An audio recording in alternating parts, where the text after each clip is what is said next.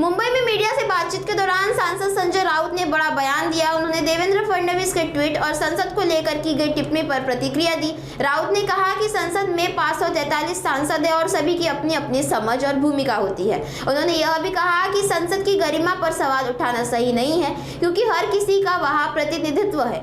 इस बयान के बाद राजनीतिक हलकों में नई बहस शुरू हो गई है। हे संसदेची अक्कल काढतायत लक्षात घ्या।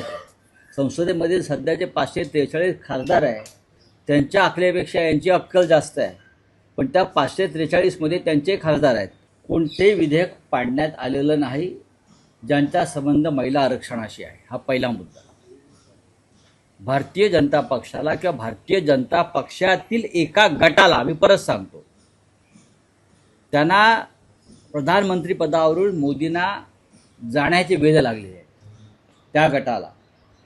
त्या गटामध्ये देवेंद्र फडणवीस आहेत का मला माहित नाही, पण भाजपमधल्या एका गटाला देवेंद्र फडणवीस यांना घालवायचे आणि जाण्याचे वेध लागलेले आहेत।